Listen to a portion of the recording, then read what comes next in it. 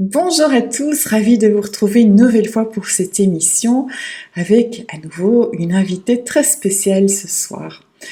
Je vous invite, si ce n'est déjà fait, à vous abonner à cette chaîne. D'ailleurs, on remercie tout le monde, on remercie toute l'équipe qu'on salue au passage. Je vous invite également à vous abonner à ma chaîne RTV où vous retrouvez tous les interviews des personnes qui passent ici, mais aussi des trucs et astuces quand on veut se mettre à la peinture. Et puis sachez que certaines des personnes qui ont été interviewées ont publié une nouvelle vidéo sur cette chaîne. Donc c'est un complément à ce que vous avez déjà vu. Il y en a déjà 3 actuellement. Delphine Courtet, Jean-Jacques Rivet et Aladia, que vous avez connue sous le nom d'Isabelle Leroy. Voilà, alors sans plus tarder, on commence aujourd'hui avec une artiste peintre qui se nomme Yona. Bonsoir Yona. Bonsoir Sandrine. Voilà. Merci de me recevoir. Oui, bah écoute, merci d'avoir accepté cette invitation. Et on va parler de ton parcours qui est quand même extrêmement étonnant. J'ai toujours beaucoup de très belles surprises avec les invités. Mais toi, quand même, officier de marine, c'est Oui, quand même pas courant. c'est vrai, ça a fait partie de ma vie. J'ai eu plusieurs vies dans une vie. Et c'est ce qui nous façonne, c'est ce qui nous crée. Et tout est emplacé dans ce puzzle de façon à ce que je puisse ensuite fleurir de la plus belle des façons, je pense. Même si c'est pas un parcours forcément évident, mais je l'accueille et je l'accepte tel qu'il est.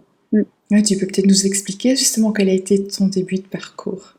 Oui, alors moi j'ai baigné dans l'art dès toute petite parce que j'ai un papa corniste, donc forcément ça a élevé, je veux dire, mes vibrations, on va dire, euh, parce que déjà il y avait cette connexion au divin, à ce subtil. Et très tôt, moi, j'ai voulu pratiquer la danse classique. Donc, à 4 ans, j'ai demandé à mes parents de m'inscrire et ça a fait partie de ma vie jusqu'à mes 22 ans. J'ai toujours dit que c'était l'expression de mon âme, la danse, parce que ça me permettait de respirer, de faire émaner ce qu'il y avait à l'intérieur de moi. Et je prenais déjà conscience, même à l'adolescence, que à l'intérieur de moi, il y avait une force, il y avait un sacré qui avait envie d'éclore, voilà. Mais pour éclore, c'est tout un processus. Donc, je me suis construite à travers la danse avec une certaine rigueur, un alignement et à la fois, voilà, ce mouvement qui est le mouvement de la vie aussi. Donc, je suis rentrée dans la marine nationale. J'ai fait l'école des officiers mariniers, l'école de Mestrances. Pour moi, c'était facile en fait de rentrer dans un parcours tel que celui-ci parce qu'il y avait la rigueur, hein, le dépassement de soi et le fait de faire quelque chose qui n'était pas non plus commun. Donc j'ai fait mes classes pendant 6 mois à Brest. Après, je suis partie à Saint-Mandrier en école de spécialisation et puis j'ai choisi mon affectation, le porte-avions Charles de Gaulle. J'ai fait la guerre en Libye en 2011. Donc c'est beaucoup de choses à vivre, hein. C'est pas rien, mais toujours accompagnée avec une foi inébranlable qui a toujours été là depuis toute petite. Parce que enfant, j'étais très sensible et je le suis encore à l'heure d'aujourd'hui. Et aujourd'hui, je l'ai transformée en force, cette sensibilité. Et et ce côté sensible, eh bien, je l'ai relié.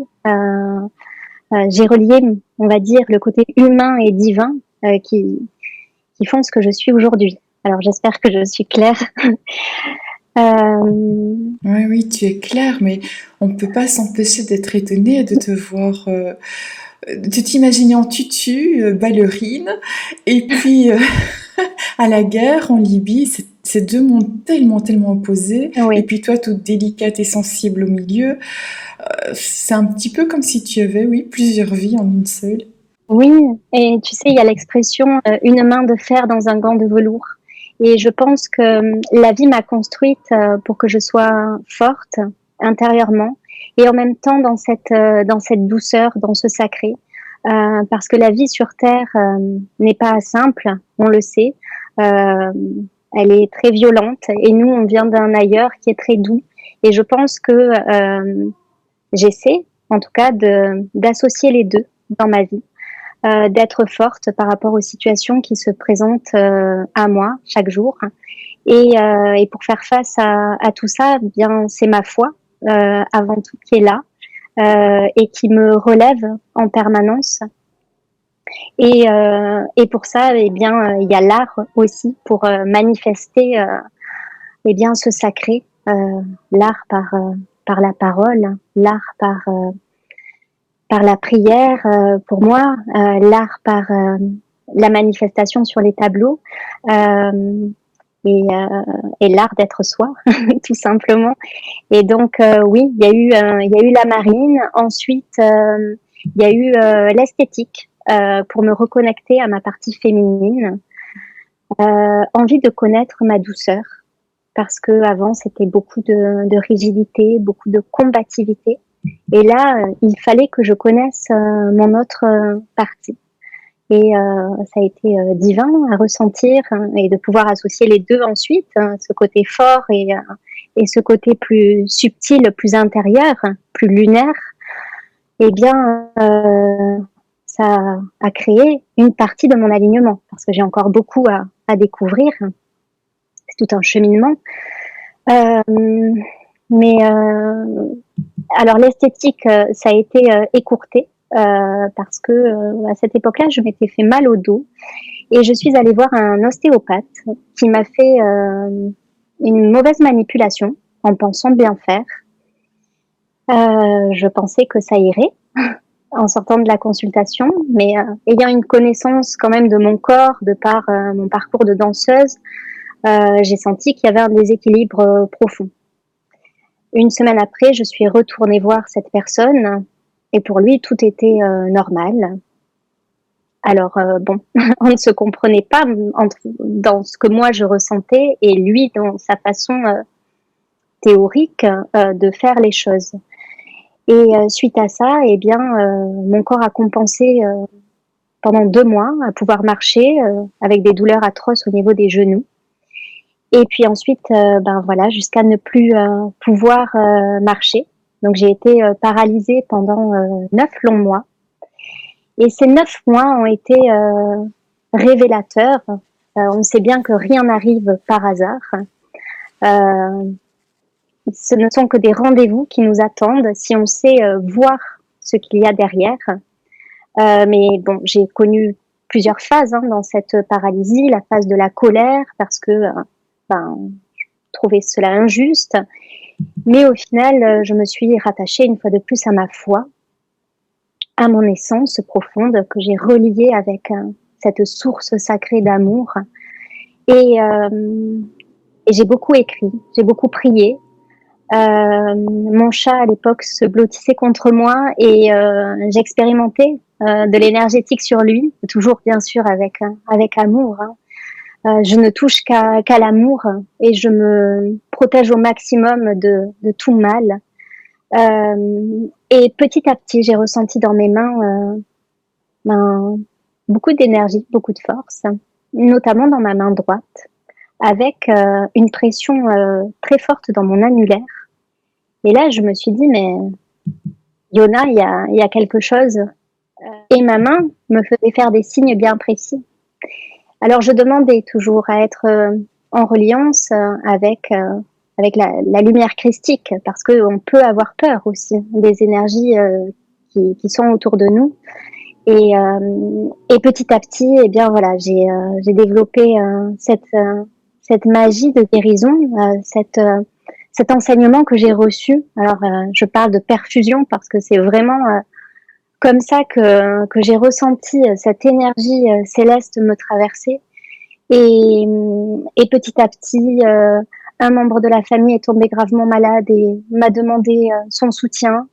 Et j'ai appris à me servir de cette capacité en toute humilité, en ayant toujours conscience que c'est un don précieux et que je me dois de l'utiliser toujours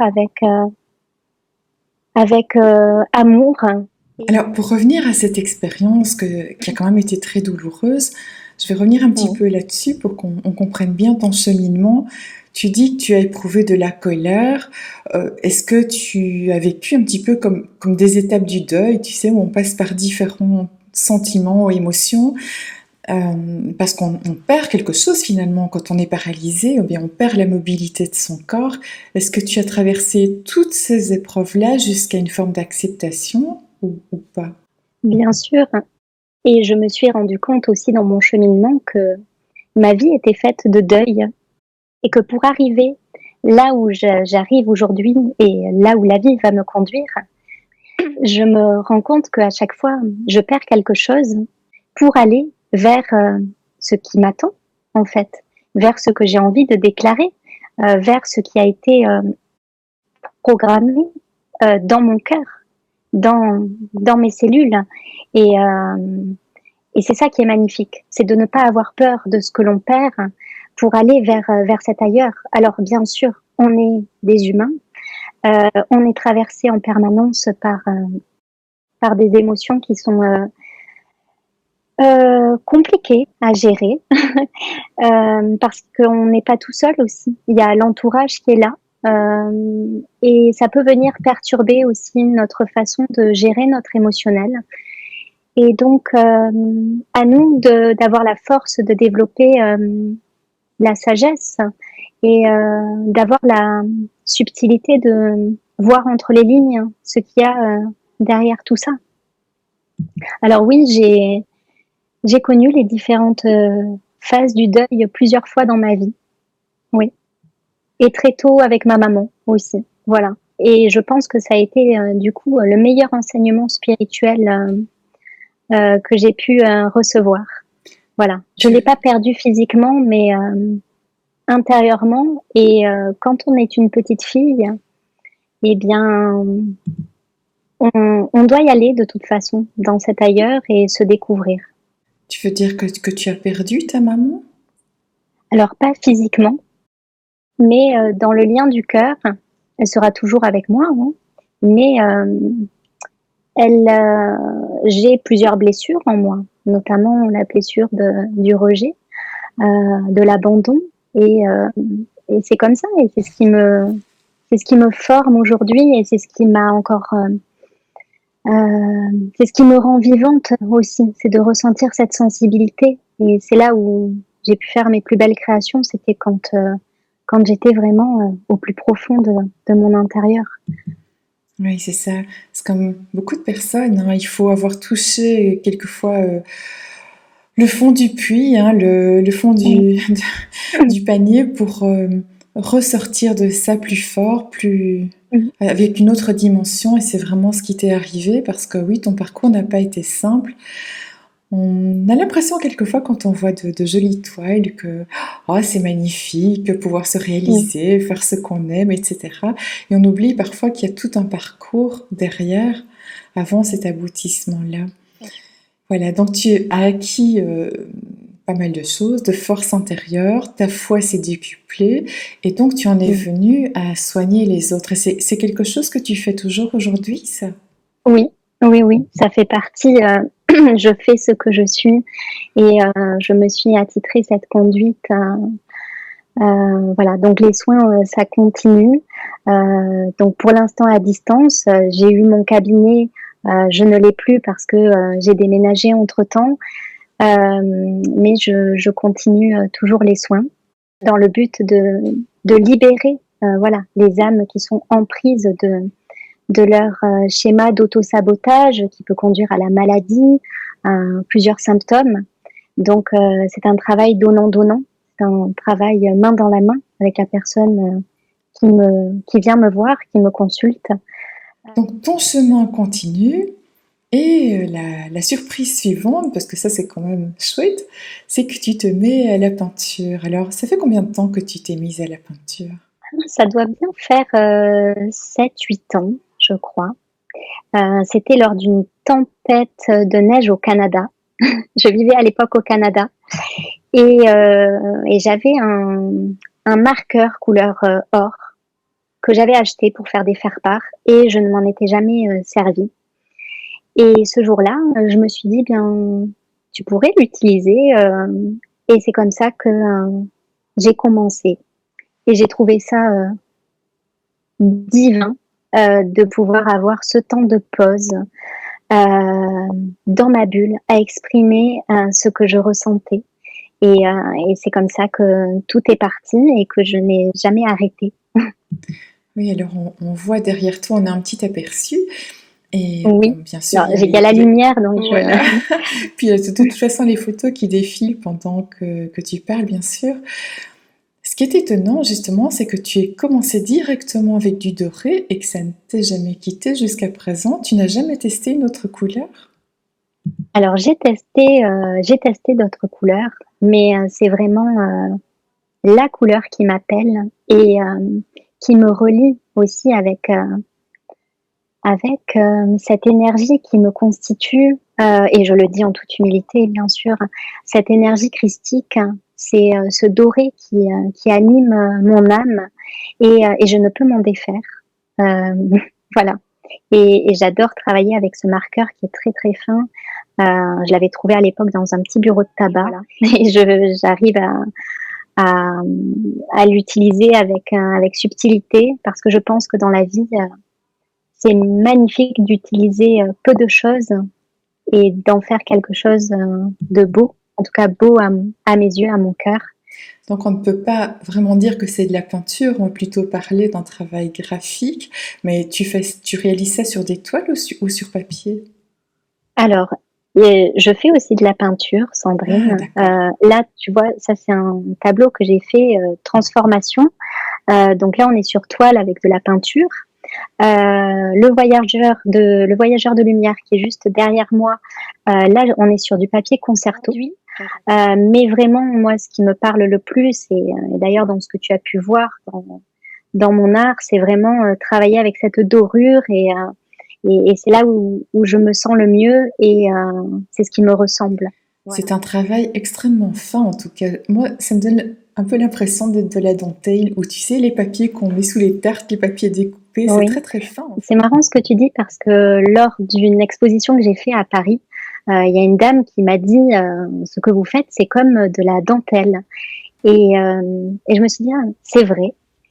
Et une autre dame m'a dit, pour moi, c'est de la chirurgie ce que vous faites, tellement que c'est minutieux. Et je me suis dit, mais en fait, oui, c'est de la chirurgie.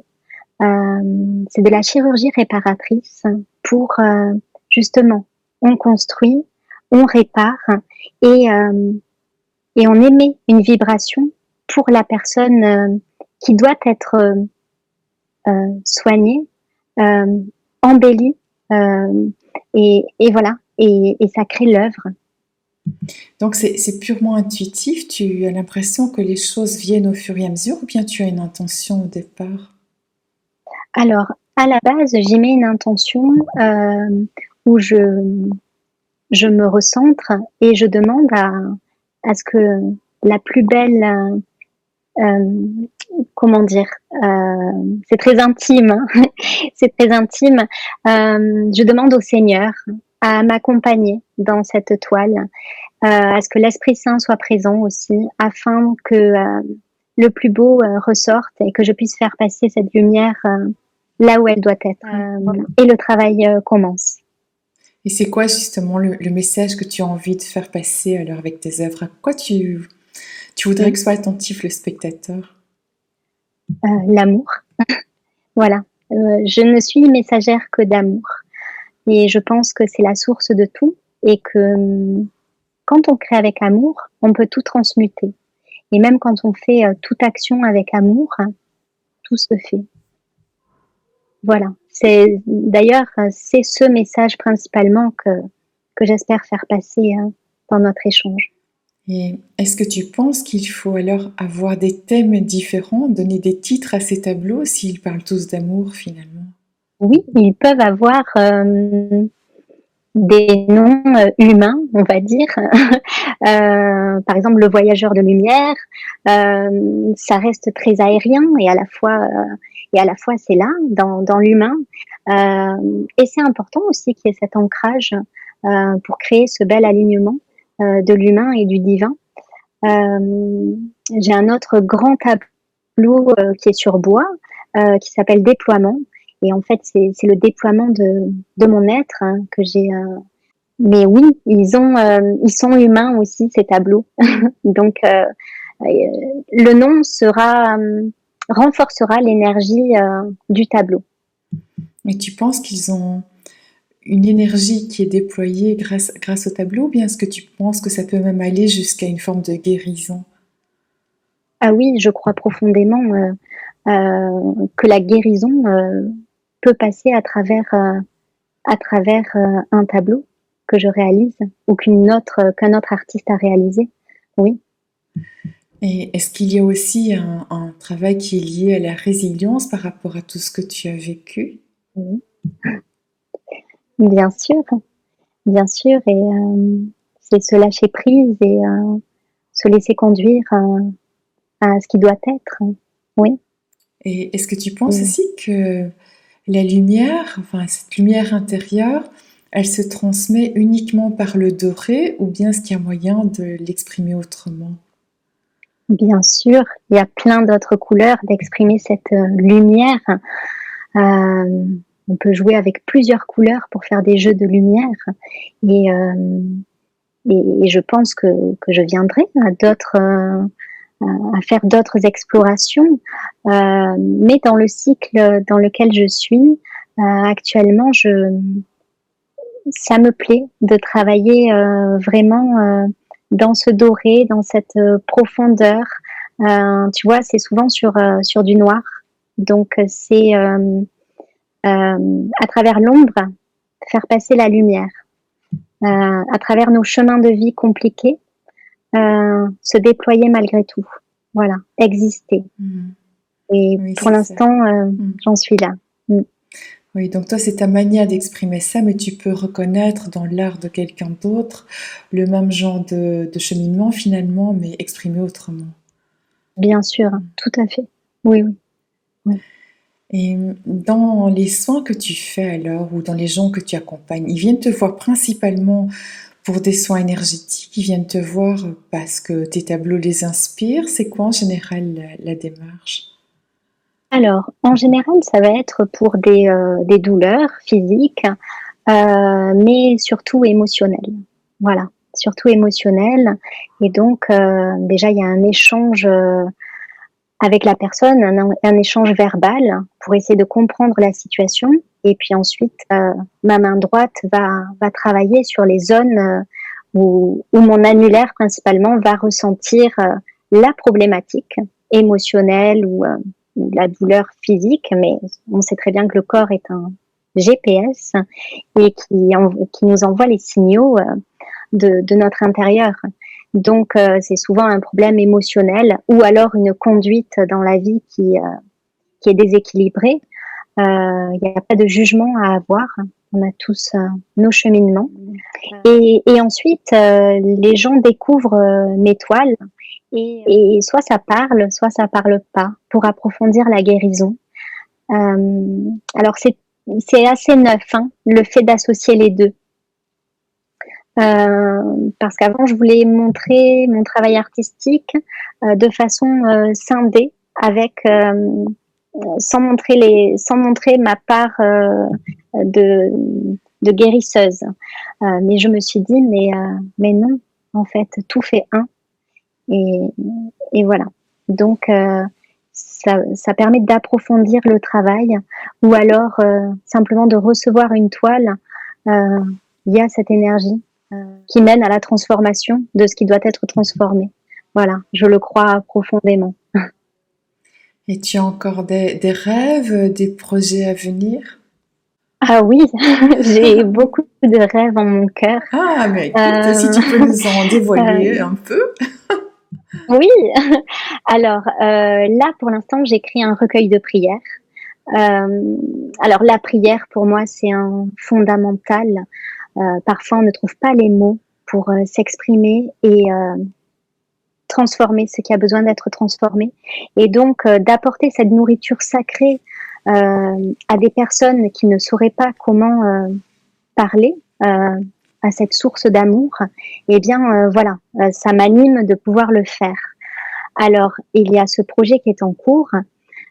Ensuite, j'aimerais énormément faire des conférences pour justement faire passer des messages d'espérance, de foi, parce on est tous dans des situations parfois compliquées et on peut transformer les choses. Alors, peut-être pas tout, mais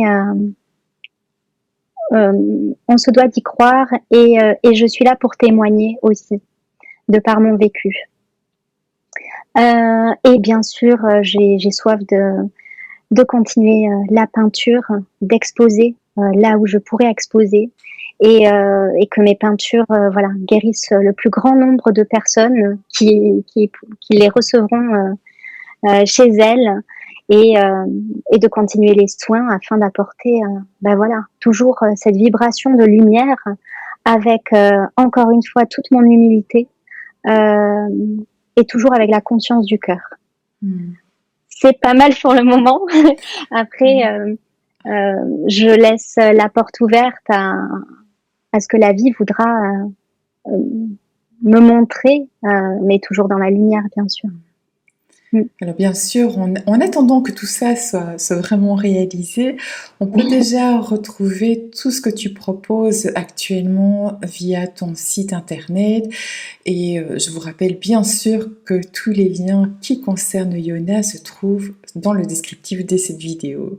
Donc ne vous privez pas, allez voir, allez regarder si vous avez envie de prendre un rendez-vous. Vous avez entendu, elle travaille aussi à distance. Alors Yona, il y a quand même une question, je pense, qui brûle peut-être un peu les lèvres de tout le monde, si les autres pouvaient poser des questions à ma place, c'est Yona. Pourquoi Yona? Parce que c'est un prénom que tu t'es choisi. Oui, c'est mon nom d'artiste. Alors j'ai des origines hébraïques. Je m'appelle Marie-Charlotte, en fait. Yona signifie colombe. Et colombe, c'est la messagère de paix, d'amour, de cette puissance indéfinissable et qui est associée à l'Esprit Saint. Donc voilà pourquoi Yona. Oui, c'est très joli et ça va vraiment dans le sens de tout ce que tu fais, hein, cette paix, cet amour. Je vais bien sûr te donner le mot de la fin, donc prépare-toi à ce que tu vas pouvoir nous dire. Voilà, je me permets encore d'insister pour que vous veniez voir tout ce qu'on fait à gauche et à droite dans les interviews, parce que pour nous c'est un bonheur de préparer tout ça, mais c'est aussi une joie que vous les regardez et puis que vous nous laissez des petits commentaires, ça fait toujours plaisir. Je voudrais te laisser ce mot de la fin. Oui. Alors, je vais reprendre cette citation que j'aime beaucoup. C'est une citation biblique et que Christiane Singer énonçait souvent. C'est « Choisis la vie et tu vivras ». Et choisir la vie, c'est la vérité de la vie et non la superficialité, l'artifice. Tout ça conduit à la mort de l'âme et de choisir la vérité avec son essence profonde, en se reconnectant vraiment à qui l'on est et à tout ce qui nous met en émerveillement, mais vital, profond. Ah, mais c'est super intéressant ce que tu dis. En fait, j'ai pas très envie que ce soit le mot de la fin. Je pense que tu pourrais aller un petit peu plus loin dans cette explication. Ah, aller plus loin.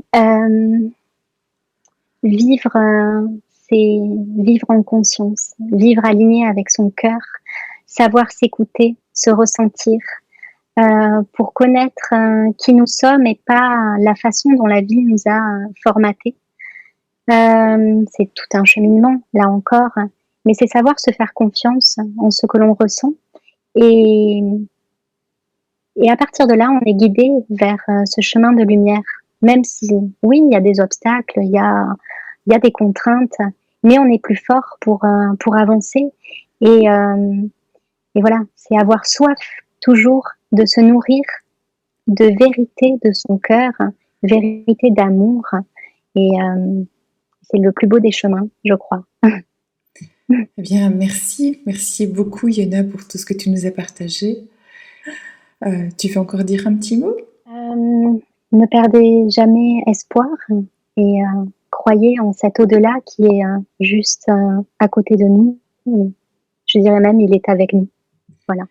Bien, merci à Yona, merci à vous d'avoir suivi cette émission. Et bien évidemment, je vous dis à très vite dans la suivante, la semaine prochaine.